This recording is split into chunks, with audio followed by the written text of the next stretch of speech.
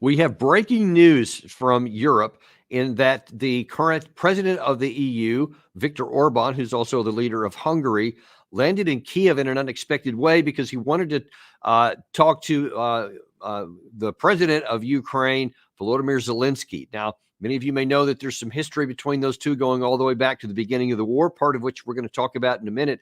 But Orban's mission and message today is potentially earth-shaking in that he's said publicly that he's advocating for an immediate ceasefire or something close to that to possibly start negotiations that could end the war. So this could potentially be quite a break for peace. It's probably going to give peace an opportunity that it hasn't had really to this level. One might say all the way back to April of 2022 in Istanbul. So we'll see whether this one gets taken or not. Now, we're going to show you some of the things that are coming out of Ukraine today that were listed just hours ago by Orban. But we're also going to have on today Ted Postol, who was previously scheduled to come on today. We were going to talk about some of the things we had talked about in a previous episode, updated information about what may have happened on the beach at Sevastopol. We're also going to look at some of the things from the U.S. presidential election and what happened with last week's debate between Biden and Trump. And we have Ted to unpack a lot of this stuff. And Ted, really great to have you on this complicated day. Well, it's very nice to be on. I just like to remind your audience, though, that I'm really a scientist by training, and I think I have some things to say, but I'm really not the kind of expert on these particular political matters as many of your other guests tend to be. So I'll try to be careful and talk within the bounds of my relatively limited knowledge, but not absence of knowledge. Don't undersell yourself either, because you are a very intelligent man, and you certainly can weigh in on these issues too, which we're going to see demonstrated here in a minute. There is certainly a lot happening at this point. There are a lot of moving parts, and they're all pointing towards some kind of possible breakthrough, although we've managed to avoid those breakthroughs in the past, but let's hope for the best. And for reasons I'll explain here as we go along, I think that there's at least a chance that this one might be different than anything since Istanbul in 2022, and I'll explain why in a minute. But first of all, I want to explain why this is so unusual and noteworthy that Orban has even gone to Kiev and is talking to Zelensky, because there's been a lot of bad blood between the two. And this goes all the way back to the very beginning. Just a couple of weeks into the war, Zelensky was upset because Orban was not giving him the full-throated support that other European leaders were. And he wanted that. And he was given this an interview, and he was referring to a peace memorial in Budapest, in the capital city of Hungary, where there is some. I think it's called the Shoes Memorial or something, where there's a bunch of shoes on a waterfront that's in reference to a lot of the Jewish people who were murdered during the Nazi occupation during the Second World War. And so he's going to refer to a similar thing in a city called Mariupol of Ukraine. And here's what he said in March of 2022. Взуття в Маріуполі. Там такі ж самі люди. Дорослі, і діти, і дідусі, і бабусі, і їх там тисячі. І цих тисяч вже немає. А ти вагаєшся вводити санкції або ні? Вагаєшся пропускати зброю або ні? Вагаєшся торгувати з Росією або ні? Немає часу вагатися. Час вже вирішувати. And sure enough, Orban did. He said, yeah, okay, I will make my decision, but it's not going to be one he likes. And then in 2023, he explained why his position is what it is. I really think there is no chance of Ukraine winning. That's and they stand very little chance of winning without the aid which you are currently blocking. No, my position is that looking at the reality, looking at the figures, looking at the surroundings, looking at the fact that NATO is not ready to send troops, it's obvious that there is no victory for poor Ukrainians on the battlefield. That's my position. So you see that there's been a lot of blood, and of course, Zelensky has not accepted that view at all, that they can't win. He's obviously animated against that. But so then that's the context, that with all that blood, and we could have shown some other video from the 27th of June where there was some like some heated public disputes among them when they were at a European Union meeting. There was December of 2023 when they were at another conference and they got into a heated argument there in front of people, et cetera. So there's a lot. So when he goes there now, then it's like, is something going to be different? And Gary, if you have, I think you say you have some breaking news, something that General Ryder is talking about right now. Is this a good spot for that? What we continue to see on the ground is it remains a tough fight. Russia continues to attempt to take ground, but the Ukrainians have done a good job of holding the line. Again, for context, in the 7 months that we were working to get additional security assistance and supplemental funding for Ukraine, the Russians made an effort to try to push and take Ukrainian territory, and really did not accomplish that much in terms of the amount of geography that they were able to take. Okay, that seems. I thought he was going to say something different. I find that pretty outrageous what the general is saying. I mean, there's a horrifying situation now in Ukraine. The casualties look like Ukrainian casualties look like they're up probably to 2,000 casualties per day, almost doubled in the last few months. The idea that they are holding the line. I mean, every time you turn on the military channel, which has been a very reliable source of information, they're talking about one loss after another. So I don't know what this general is talking about. And again, I'm going to speak as several individuals of this. Speaking as an American, I am offended that this American general would be lying to the American public, which is really his objective, not just the world, and in my name. And I also have a comment about Mr. Zelensky. I'll speak as both a citizen of the world now and a person who happens to have been born a Jew. My wife is a Catholic.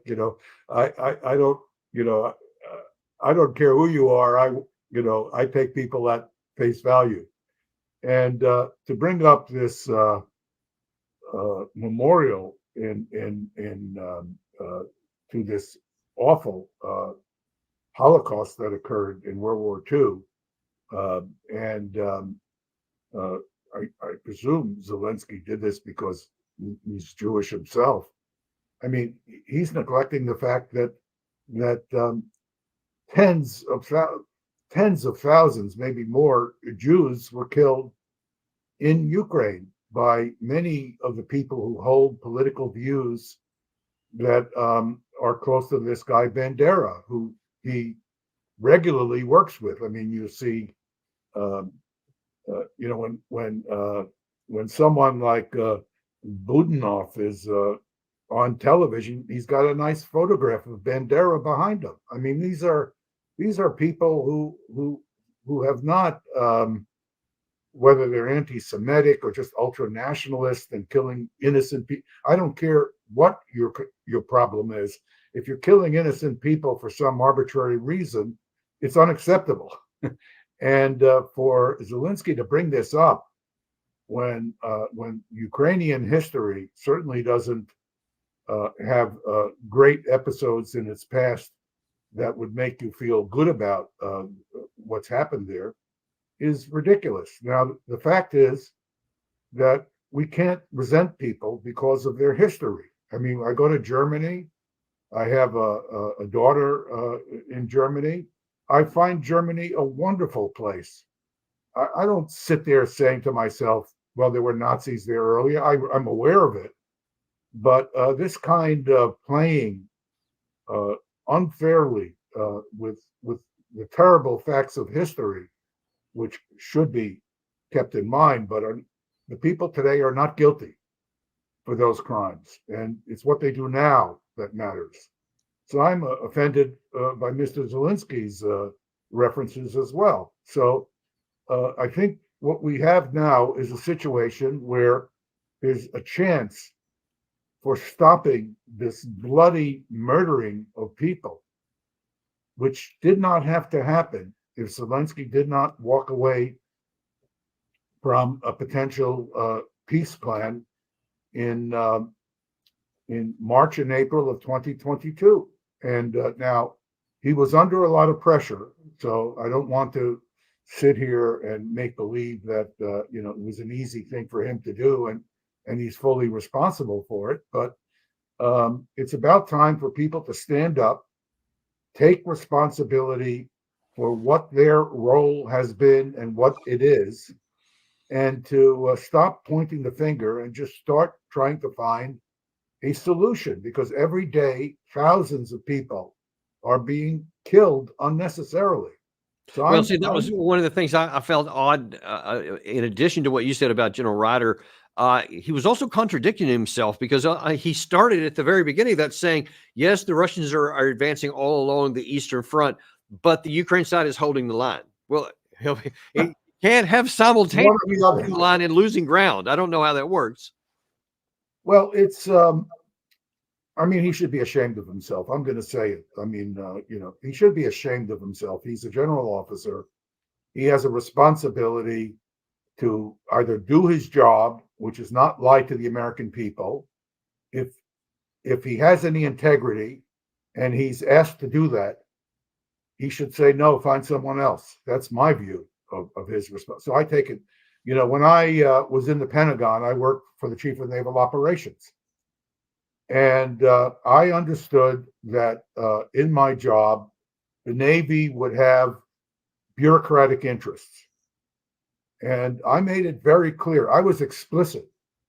I said, if the Navy has a bureaucratic interest that is not incompatible with the best interest of the United States, I will work for it, even though I think it's mostly bureaucratic rather than driven by national imperatives.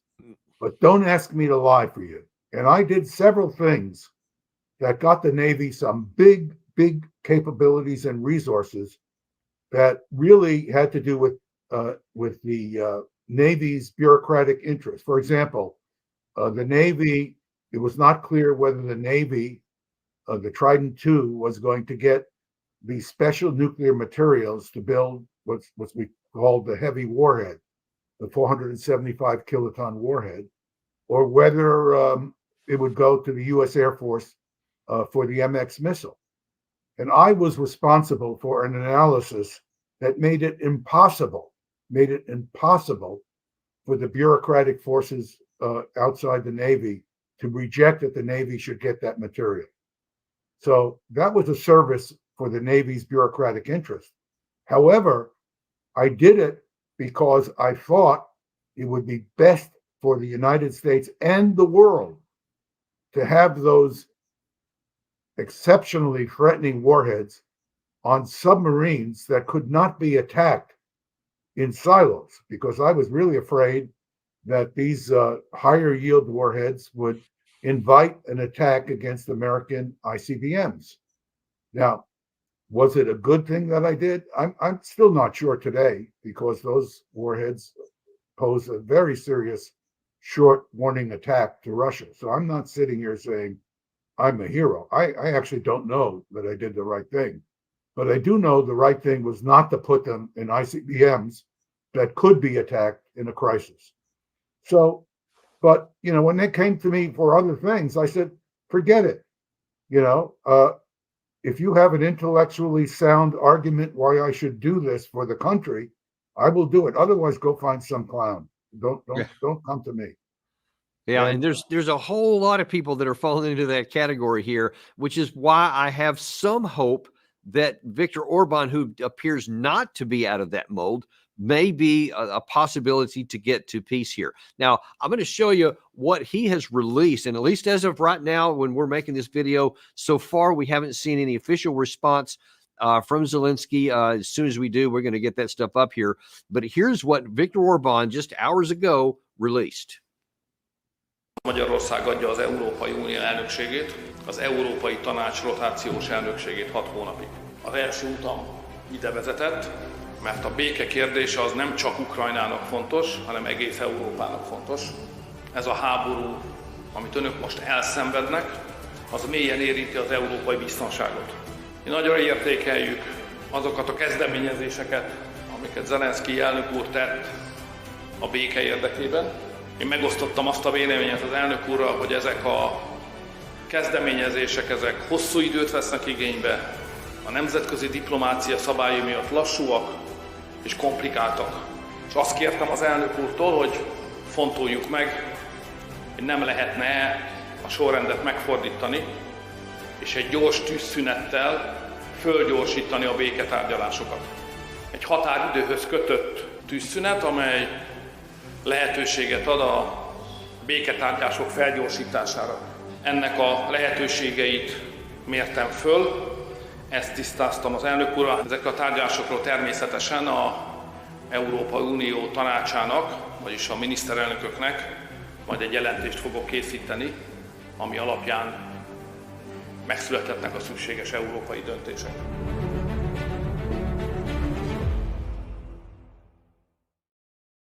So I'll tell you why I'm a little more hopeful than otherwise that this might be something, because obviously Zelensky has been saying, and it did just a couple of days ago, that he's just still not even wanting to talk to Russia. In fact, if there's any Russian troops on his soil, he won't even discuss with them, which is why he had the Swiss peace conference that they weren't even invited to. So now that you have Orban here saying, first, switch the order around. First, let's get the ceasefire first, ergo with Russia being where it's at. So that's a difference right there.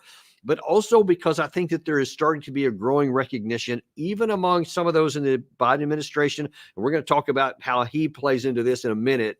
But I think that there's starting to be a recognition that all these things can't work that we want. Russia's not going to lose. Ukraine's not going to win, that they can't push them back, that the risk of nuclear war continues to be a real possibility. And the further we strike into Russia, the higher that possibility goes. But because Biden has spent his whole 2.5 years, his whole presidency, talking about how we're going to be with Ukraine forever and no matter how long it takes and all of this kind of stuff. And in the middle of a presidential campaign, when he just had a huge setback on that debate, that he can't also say, okay, everything I've been doing with Russia, Ukraine is wrong, and we're going to reverse course. But what he can do is if Orban goes there and kind of acts as an intermediary and says, this is our idea in Europe, will you support it? Now Biden can say, oh, well, if that's what y'all want, okay. So it would be kind of a fig leaf. It would be thin, but at least there's the possibility that this could go somewhere. And the fact that Orban went there, he's taking a risk too, if that's not the case, because if there hasn't been any kind of agreement like that, and he just gets embarrassed on his first trip as president of the EU, his influence is going to be diminished. But I think that he's a smarter guy than that. And so there may be something behind the scenes to what's going on.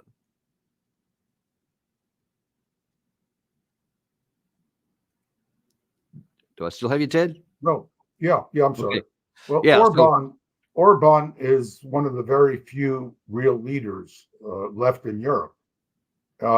I'll be honest, I'm uncomfortable with some of his national politics, particularly some of his stands against immigration in Hungary. But that's a different discussion.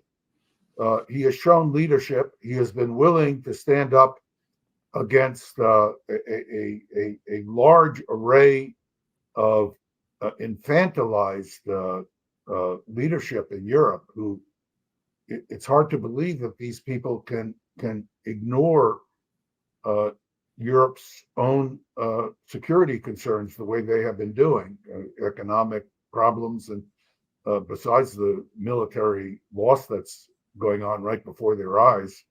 But so Orban has, I give him extremely high marks for leadership here. This is not a grandstanding thing that he's doing.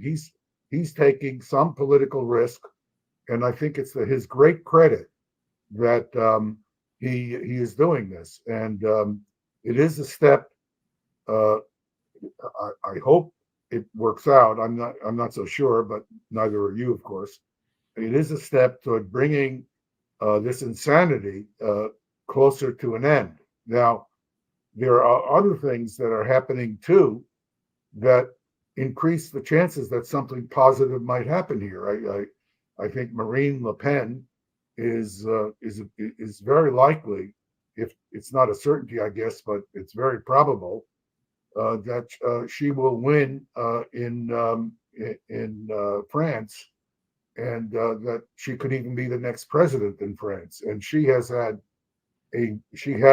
very clear policy that the Ukraine war is a bad idea, and it would not surprise me that if that led to a lot of the support she got in this last election. Yeah, in fact, And, if the elections, the second round of the elections on 7 July, if they basically stayed true to form here, then her candidate for prime minister, Bardella, will almost certainly be the next prime minister. And he has categorically stated that there will be no French troops going into Ukraine to fight Russia if he is elected. So I think, to your point there, that's exactly where they are.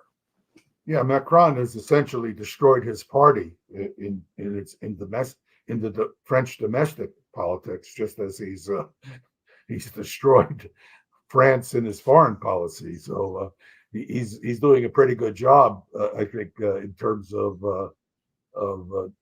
bringing problems to France. And then, of course, we have this problem in the United States now, where President Biden looked really like he had lost it in this debate. And I'm again, let me first speak as an American citizen, although of course we all are citizens of the world as well. As an American citizen, I looked at this. I was horrified by this display of really a complete loss of awareness of where he was and what he was saying and doing, which it was. It was just not a gaffe at the moment. My brother was a stutterer, so I have very great sympathy for Biden, who I know had this problem of stuttering. But this was not stuttering. He really had no idea where he was. Making sure that we're able to make every single solitary person eligible for what I've been able to do with the COVID. With dealing with everything we have to do with. Look, if we finally beat Medicare. Yeah, see, as I see it, Ted, there were two levels of problems. One is the one we just showed there, to where he literally lost his train of thought, couldn't remember what he was saying, couldn't get any of the words out, and just kind of froze up. And then there's a second problem, what I'll talk about here, and that's the substance of what he does say when he's talking even coherently. We'll talk about that one separately. But when you see this kind of thing and you're thinking about the president of the United States, what gives you real concern? Well, having experience with someone who suffered deeply from stuttering, it looked to me like he was actually stuttering initially, and that, of course, is very, very stressing when you're out in public, and he's a politician, so he understands the implications of that. And but he let the stress. He lost his trend of thought. And what I think of as a person who has been in the Pentagon and advising a high-level military officer is, I'm concerned about a political leader who can lose it that way in a highly stressful situation, because a president could readily be in a very highly stressful situation. And when I listen to the political, again, American political spinning on this, people are trying to say, well, he just he has a great record as a president. Well, you could debate that or not. I certainly supported many of his domestic politics, but there's a lot of it I didn't support. But that's true of other presidents, Republican presidents like George H.W. Bush, who I admired greatly, even though I disagreed with him on a lot. So the fact that the president has a good record, the issue is, what is he going to be doing in the next 4 years, not what he did yesterday. The question is he going to go further downhill? Is he going to lose it in more situations than what we actually saw? And my guess is that he will, because I've heard him talk about, for example, the American situation in a way where he either has no idea what the reputation of the United States is in the real world, which is possible, which concerns me greatly since he's supposed to be the president, or he's lying about what he understands the situation to actually be, which also Well, and concerns me just greatly. to illustrate what you're saying there, we got a perfect clip for it, which is the second issue I was talking about there, which you actually just got on. First of all, so just so everybody's tracking with you, here's the clip. The idea that somehow we are this failing country. I never heard a president talk like this before. We're the envy of the world. Name me a single major country president who wouldn't trade places with the United States of America for all our problems and all our opportunities. We're the most progressive country in the world in getting things done. We're the strongest country in the world. We're a country in the world who keeps our word, and everybody trusts us. All of our allies and those who he coddles up to, from Kim Jong-un, who he sends love letters to, and Putin, etc. They don't want to screw around with us. Wow. Just Well, take I that have wherever you want to friends- go. I have friends, I've been blessed with the opportunity to work with very high quality people across the world. And that includes people in China, Germany, France, South Korea, where I have a great affection for several friends there, and Russia too. And nobody trusts us. I mean, that's one of the biggest jokes in the world. I used to have this joke with a Russian friend of mine where we would argue about which of our countries was more stupid in its behavior toward the other. But nobody trusts the United States. When I go to South Korea, I just feel ashamed of my government. These people are in such a dangerous situation with the tensions between North and South Korea, and they don't trust the United States at all. Not in the least. China the same way. Russia the same way. I mean, I don't know what he's talking about, and if he believes that, then he's really out of touch, and that's another problem. Right. So it's true that the United States is the most powerful country in the world. That's true.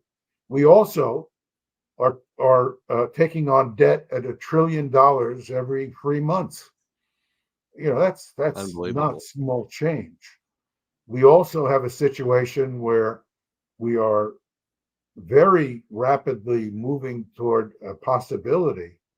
It won't happen instantly, but where the dollar could become threatened as the currency in the world. And given that we are living on debt that we have, holding dollars and other people holding dollars, that is not a good thing for our long range future. And we have a budget that is out of control.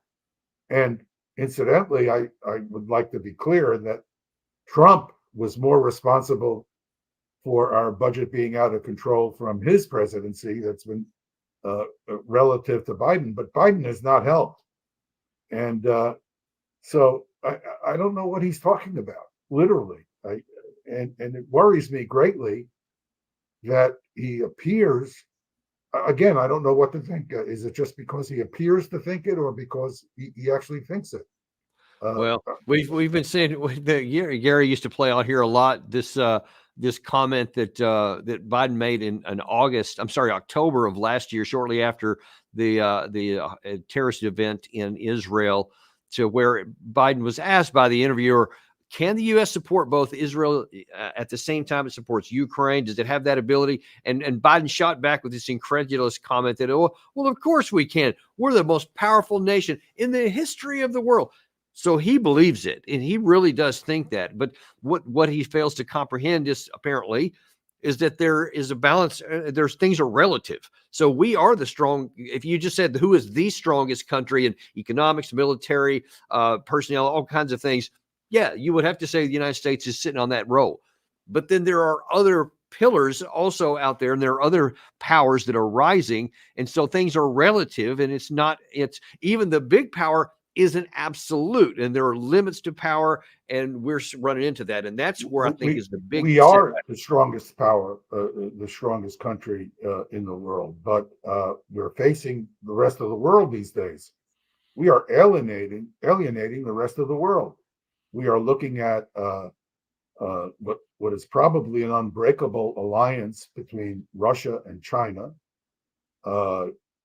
The Europeans are on the ropes. Their economies are coming apart in some respects because I would like to see a well and prosperous Europe, in part because I just think it's in the interest of the whole world that these countries be prosperous and viable. And so when Orban stands up and pushes back on the United States, which none of these other leaders seem to be able to do, I feel good about it. I mean, I used to get angry. I think I may have said this I get angry at these British diplomats I talk to occasionally would talk about, well, we have this special relationship with the United States. And I'd always say to them, well, if you really were a friend of the United States, you'd tell us when you thought we were wrong, instead of just being a lapdog and helping us get into deeper and deeper and deeper trouble. And so I think it's a very good thing if the Europeans start pushing back, because they're in the best position to know their own best interest. And what's in their best interest is ultimately in the best interest of the United States. Having clowns just following our bad ideas and incorrect ideas is not a good outcome for the United States. Let me ask you something, Ted. There's a couple of different factors at play. So you're talking about, and we just showed there some of the problems with Biden, both in his cognition capacity and even when he's lucid moments about what he believes and where he's thinking about. As you see things, by all accounts, deteriorating, and these things, like you just said, they only go one way, it gets worse. It never gets better. There are two separate issues at play. One is, can he stand for re-election and serve another 4 years? That seems like beyond the question, but a lot of his party are still wanting to go that way. But then there's the second issue. Can he remain in office right now and be effective even between now and January 2025? How do you see both of those two concerns in your mind? Well, I suspect he can continue to limp along as a president until an election occurs. But my grave concern, and it is a grave concern, is that if he is losing it, again, I think there is some reason to say, well, we have the appearance, but nothing is ever truly for sure. But if he is losing it, he would not know that he's losing it. I mean, that's the nature of this kind of terrible condition. And it looks to me like he doesn't know he's losing it. And that tends to support my concern that he is actually losing it.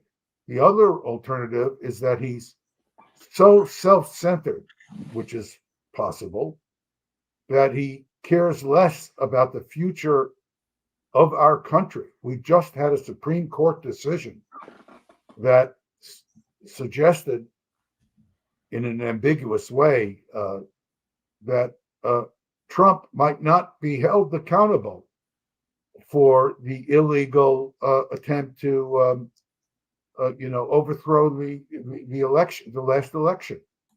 I mean, these guys on the Supreme Court they are not conservatives. I have many friends who are conservatives.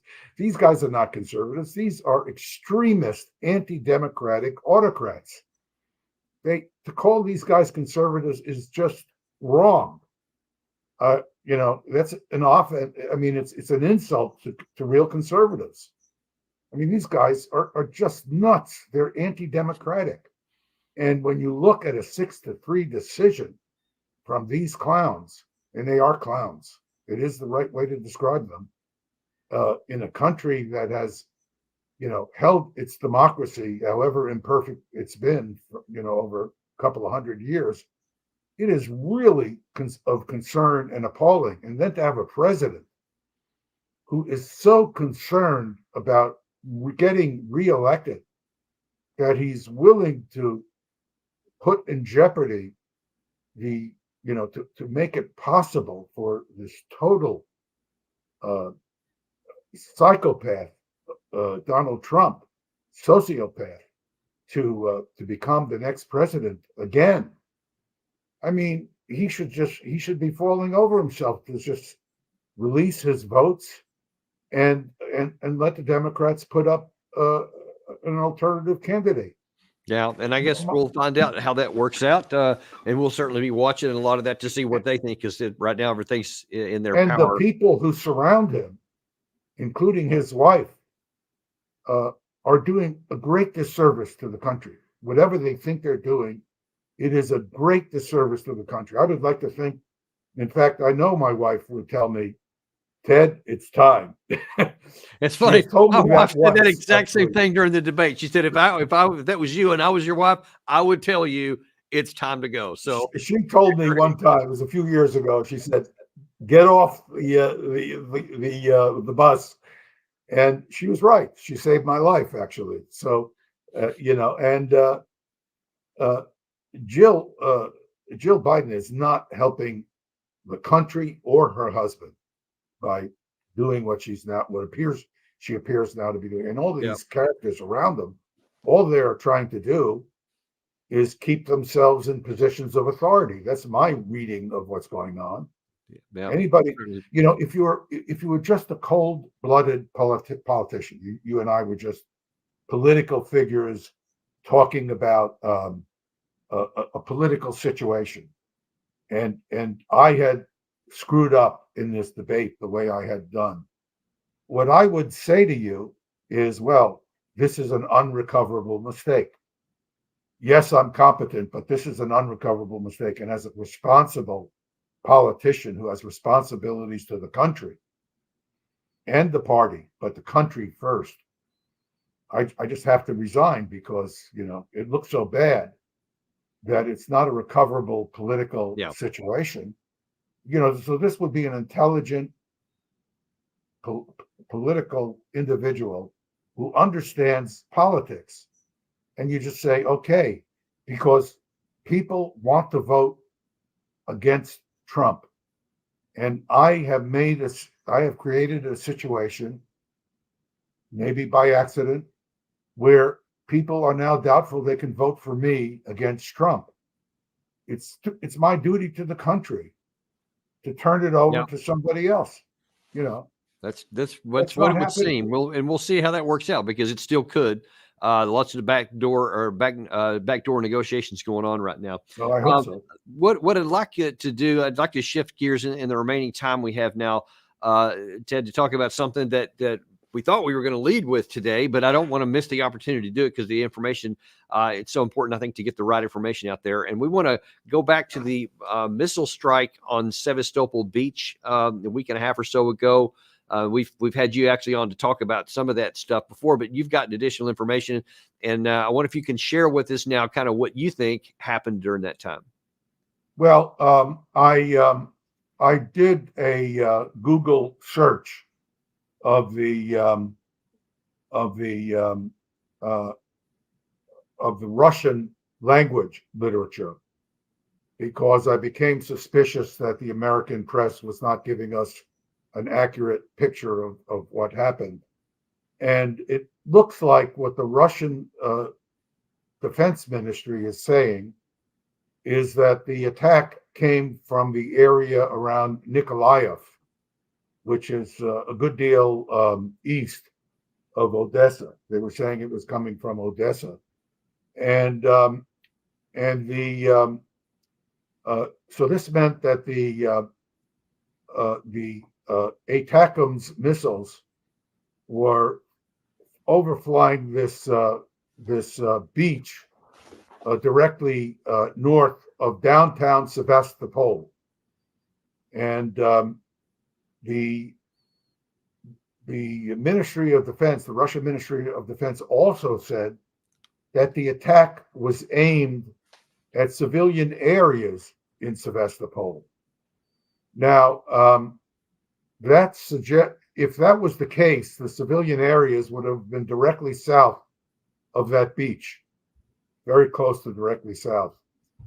And if you intercepted several of these missiles, you would have caused them to break up. And what we saw on the beach was one of them break up over the beach and dispense its submunitions, which of course caused a tremendous number of injuries. And if you look at the second line down from this particular page, I don't know, Gary, if you can pull that up. It's the second area that's highlighted. It says a source to security forces reported that the missiles were launched by the Ukrainian armed forces from the Nikolaev region, and work is underway to eliminate the crew. In other words, they're looking for that launch facility. So the fact that this was launched at downtown Sevastopol, and what the Russians failed to do, which they could have done, I think it would have been in their interest, in the interest of their argument, is they should have said that the trajectories of the incoming ATACMS were carrying them towards downtown Sevastopol. Another possibility is they were going further south. There's a little inlet within the harbor where the Russian fleet resides, and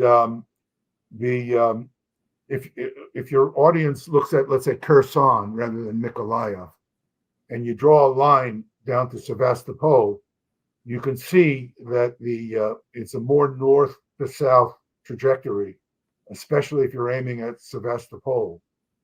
And if you look at the harbor, which goes from east to west, toward the mouth of the harbor, you will see a small finger of water that goes north to south on the southern shore of the harbor.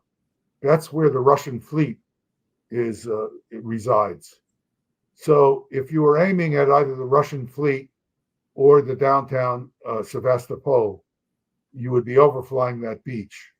And if you were hit by an interceptor, it could well have broken up over Sevastopol or broken up over the beach and dropped pieces of the actual missile itself, causing fires or submunitions.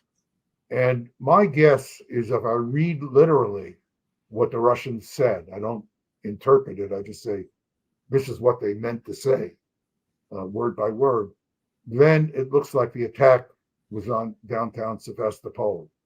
If it was against the fleet,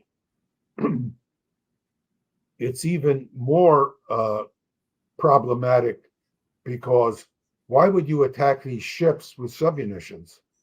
Submunition is going to hit the surface of a metal ship. It's going to make a little dent. If there are people out on the ship, of course, it'll cause injuries to people who are out in the open, but it's not going to do any significant damage to the ship. It's not going to really make the ship cause damage that's going to stop the ship from being usable.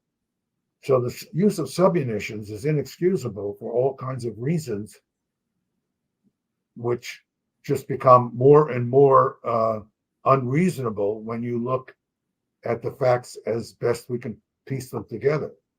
Well, So, yeah, then even if it was the downtown Sevastopol, I mean, that's even worse because now then there's yeah, nothing but civilians out there, I guess. yeah, it was just a brutal attack aimed at killing innocent civilians. And even if the Russians are killing civilians in Ukraine, which is certainly happening, though they're not trying to kill civilians, they are attacking military targets, but sometimes things do not fall exactly where they are intended.